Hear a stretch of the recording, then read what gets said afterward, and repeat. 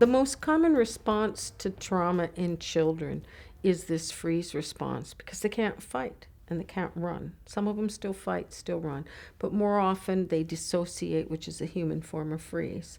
What happens then is the body has been flooded with energy to prepare for the fight or the flight.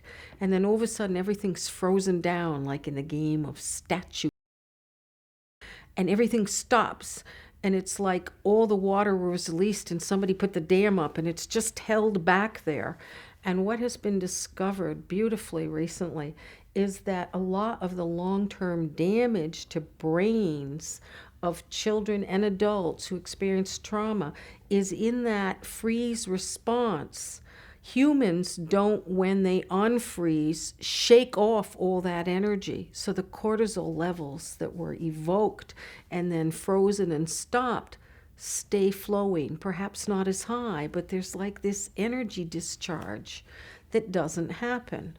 If you think about or have ever seen pictures of an animal that freezes because it can't run anymore, and sometimes that scares away the predator, so they survive. When they get up again, like the mouse cornered by the cat, and the owner of the cat comes in and gets cross at the cat for doing what comes naturally and puts the cat in the laundry room, and the mouse lies there and you think the mouse is dead, so you go to get the dustpan and the broom to scoop up the body, and you turn around and the mouse is staggering to its feet.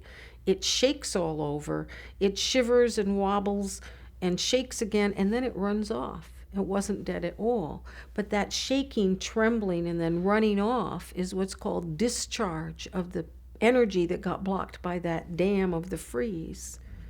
And that discharge usually prevents the traumatic memory being seared into the memory part of the brain and prevents the cortisol from continuing to build up or staying at higher levels. So the long-term damage of trauma is prevented and shows up less often in wild animals who can run after the freeze.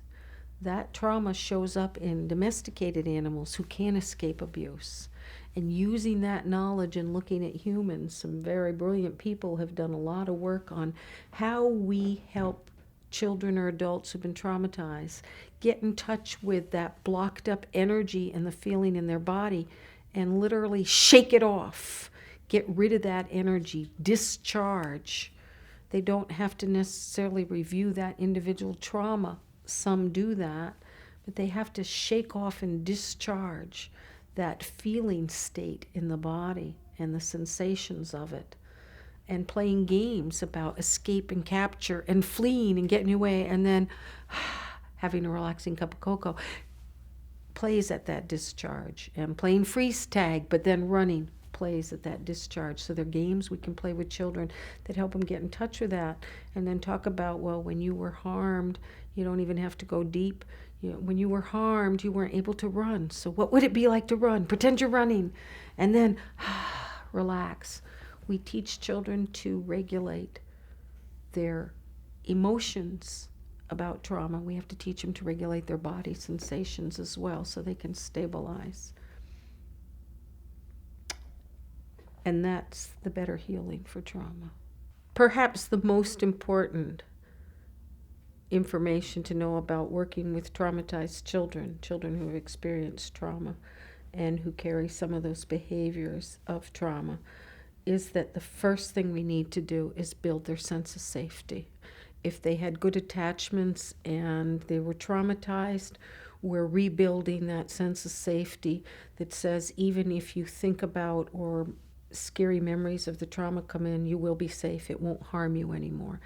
And if they've never had good attachments or they were weak enough to be shot all to pieces, as one kid said to me, by the trauma or repeated trauma, we have to build those capacities to be able to cuddle, receive cuddle, feel safe with your parents, feel comfort, warmth, joy, and value, and then to hold, build the permanence and the constancy before we do trauma work.